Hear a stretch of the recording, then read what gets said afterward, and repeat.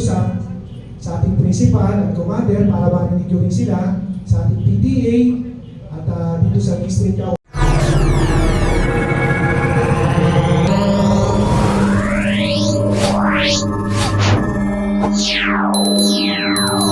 Bibigyan po namin kayo, ipakilala ko po sa inyo ang aming Direktor ng Manila Department of Social Welfare, Sir J. De La Fuente, para po sa ating Magandang hapon po. Take care nila sa Gayadora. Magandang hapon sa iyo.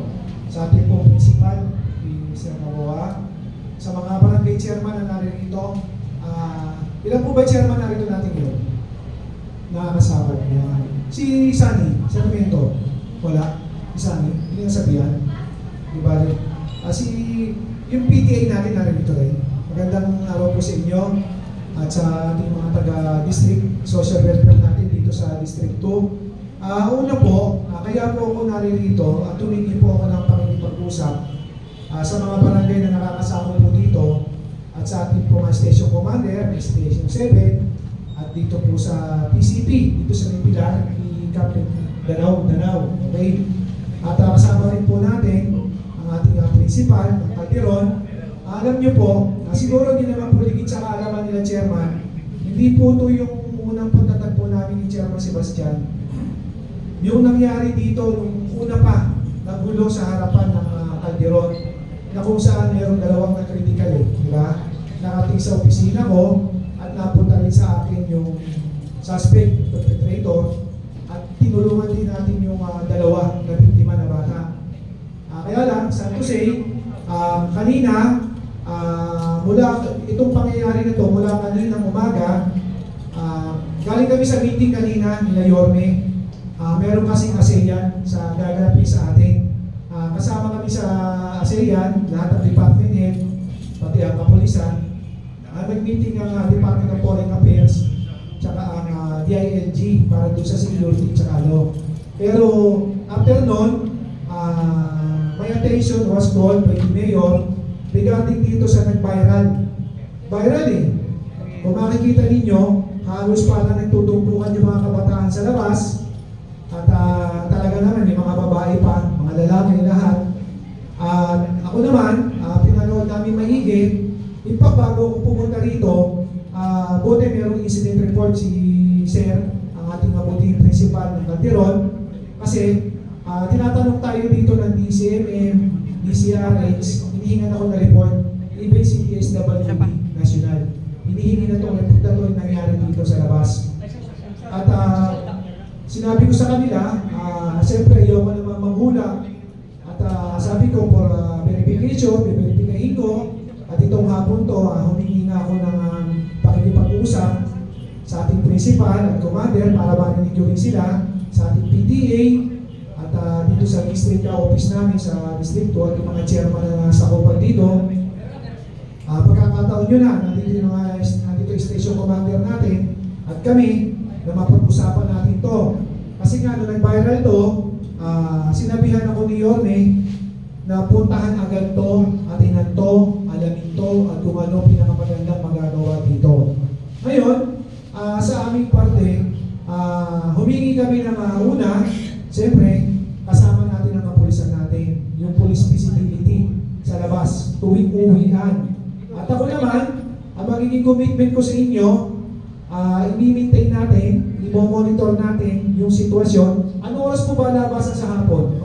Alas 6? 7:20. Meron pong 12:20. Tanghali tsaka hapon. Nangyari po yan, yung pangyari niyan, alas 7 yung panghapon, yung labas hapon. Okay. Ang involved po ba dito, karamihan, nag-aaral dito?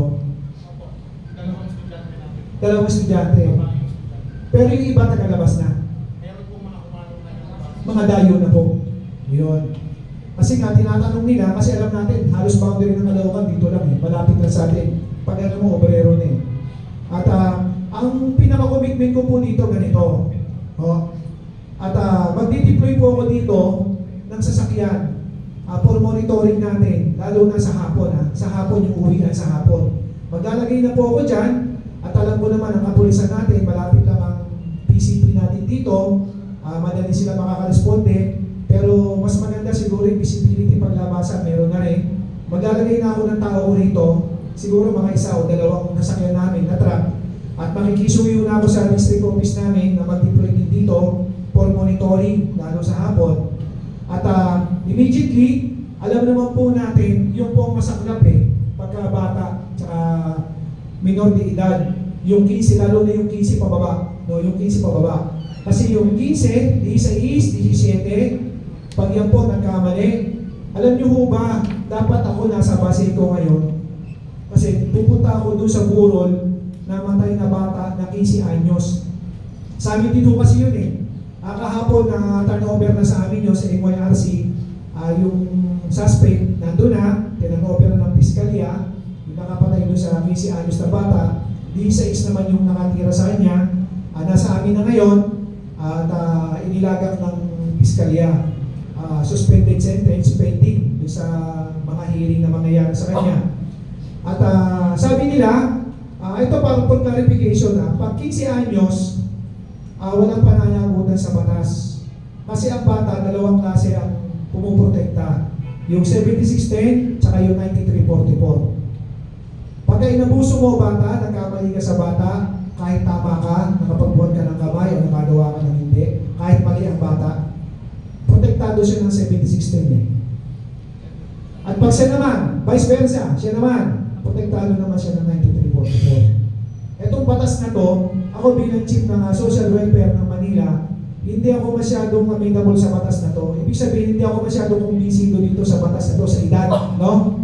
Ako hindi ako kumbisido. Kahit noon, 2007, nung ako chief, panahon ni Mayor Lim, isa ako sa mga tumututol dito sa batas na to. At ngayon ako naniniwala, itong batas na to, masyado kasi iba na ang kabataan ngayon. Iba namin kalidad ng kabataan. Ang kabataan ngayon, minsan, medyo aggressive ang kabataan ngayon. At pag nagdesisyon, magpusok, dire-diretso, magangang kamay, at marami na rin bisyo ngayon Anong araw, wala naman masyadong bisyo. Ngayon, lahat ng bisyo, paglabas mo, makikita mo na lahat Okay? At ako naman, yung commitment ko, una, maglalagay tayo ng sasakyan sa labas na antimano, kung merong mga apprehensive police natin, kung minor de edad, at kung may immediately, turnover nyo na sa amin, kami na mag-ano. At pagdating naman sa lab, ipuproseso namin, patatawag namin na magulang, at sasabihin na magulang, ang anak niya, 15 anyos, wala pa nanangutan, ito lang kasi siguraduhin ko sa inyo, dadalhin ko sa Boys Town, diretso ko na. Yan. Mga sa PTA natin, alam ko meron kayong mga homeroom di ba? Paki-meeting nyo na yung mga homeroom ninyo, paki-advise na yung mga anak nila, pakisilop yung mga anak nila, lalo sa hapon. Kasi pag dinala ko ng Boys Town yan, mahirapan na sila, hindi na ganun madaling kunin sa Boys Town. Marikusitos doon, may pitang hepe doon, si Dr. Agnes Aragon. Magtatagal sila doon. Actually, yung mga, kung natatandaan ninyo, yung September 21 na yun, di ba pinasilitate namin ni Yorme yun, kami mismo na natagalan, dinala ko sa Boys Town, yung halos naiyak yung mga magulang noon. Kaya hanggang ngayon, nagko-community service pa yun, kaya naalala ko tuloy yung 54 ba? 55 na bata. At kung sakali, ang pulisya naman natin, mabilis naman mag-proseso yan mabilis na magawa ng report yan, magpahal sa piskalya. At pagdating naman sa piskalya, hindi naman natin na pwedeng diktahan ang piskalya. Hawak naman nila yon. Sila naman ang magdedetermine ng merito ng usapin, lalo na kung minor de edad dyan, titignan yung discernment, no? Kasi yan ang natin Alam ng mga social worker ko yan, sila gumagawa ng discernment, kung nasa tamang pag-iisip, kung ginawa niya yun, o kung ginagawa niya o hindi, kung sinadya niya ba, kung pinilano niya ba, everything. At kung may kapasidad siyang gawin yun, yun ang tinatawag natin pagitan ng discernment. At ang nagdedetermine nun, yung mga social worker natin, kaya nga kumisan, pagka dinadala ng social worker natin, kamukha yung nangyari sa Baseco, dinala ng mga social worker natin, ni Miss Lindsay, hindi siya pinagpaliwanag ng piskal, ang pinagpaliwanag na yung bata. Tama ba? Kasi gusto marinig ng piskal yung side mismo ng bata. Bakit? Siguro tingin ng piskal. Ang tinitingnan ng piskal yung kapasidad ng utak ng bata. O yung ginawa niya, alam niya, pinilano niya, o talagang ginawa niya at talagang alam niya noon that day gagawin niya talaga. Yun ang mabigat sa batas natin. Pagka 15 anyos, lalo na 15, pababa, 14, ako. Kung 16, 17, yan.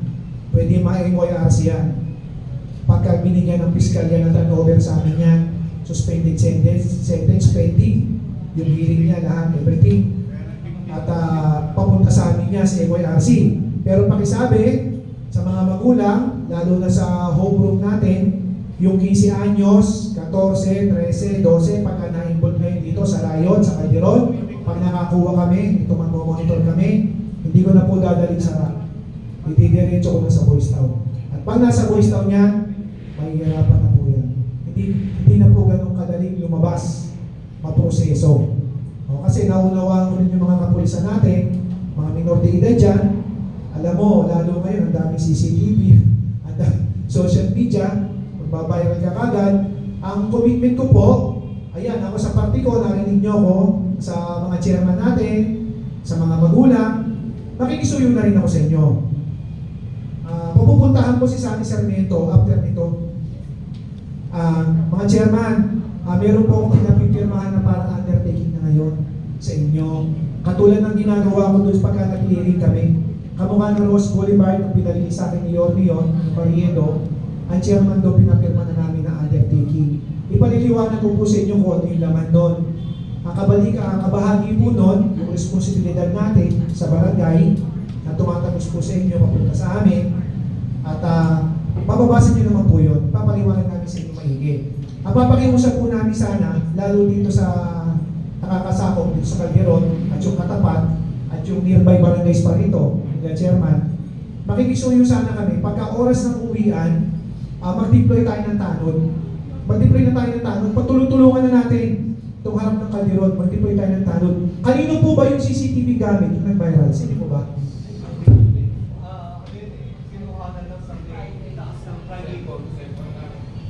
Cellphone? Taga rito po, constituent nyo? Pero may CCTV ka ba rito, Chairman? Wala. Sa ngayon, bago lipat ng barangay Dolpo, hindi pa. Wala pa kayo CCTV. Si Calderon po, sa harapan, wala kayo CCTV. Meron po tayo sa harap lang. Pero nangyari po dito na sa Iban sa Cebu. Dito na po, banda rito. Okay, sige po. Okay, ganito ho.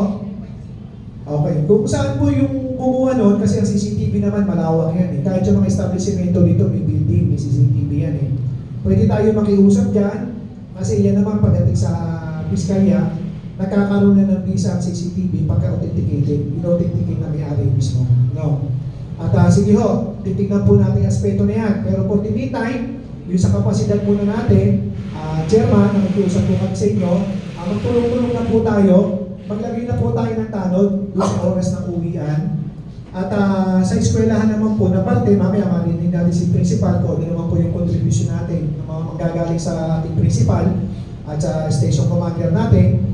At ako po, sa mga PTA natin, sa mga parents teacher, nakikisuyo na rin po ako lalo sa mga homeroom ninyo na yung, kasi alam ko may mga anak kayo dito eh, no? Una natin maging obligasyon siguro yung mga anak natin na kung may mga kaibigan sila, malaking bagay na yung mga kaibigan nila, mahikayan nila na kung may mga gulo, umiwas na kagad, lumayo na kagad para sa kaligtasan din nila. At the same time, kung may mga kaibigan sila na bahagi nun, mapagsabihan nila na ito, diretso na namin ng Boys Town Complex, dadalhin ko na to, diretso na.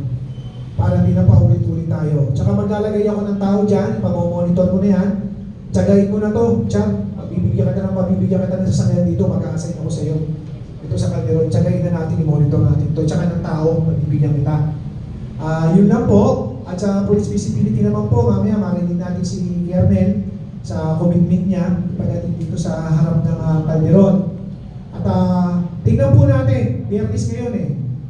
Walang pasok, Sabado, Linggo. Yung darating bukas, Friday, meron, Lunes, ang isang linggo, tingnan natin, obserbahan natin kung ano yung magiging sitwasyon, lalo na po sa hapon, kasi nangyari hapon, sir, di ba?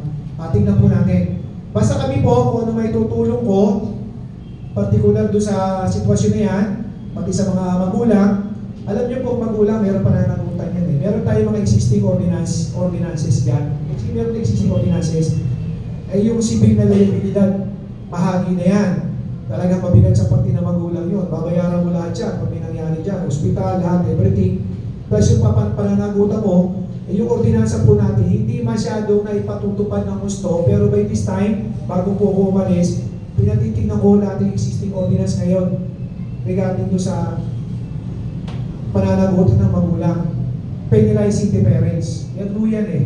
Pinatitignan ko lahat ngayon, at after no, pag nakita ko, bibigyan ko lahat kayo ng kopya, ang barangay, pati po ang ano natin dito, ang eskwelahan, ang kapulisan, lahat.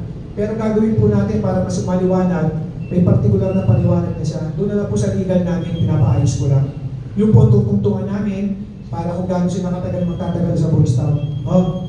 At basta tandaan ninyo, bukas, Biyernes, yung darating na susunod pa, maglalagay na po ako dito, magtatalaga po ako ng tao, i-monitor po natin yan, tutulungan natin si principal, tulungan natin ang kapulisan natin, ang PTA, sama na kayo sa amin, PTA, tulungan nyo na kami rito. Malaking bagay yung mga magulang eh, napakalaking bagay. At yung mga barangay official natin, yung visibilidad ng tanod, tsaka napakalaking bagay po nun. Makikisuyo na rin po kami sa inyo. Yun lang po.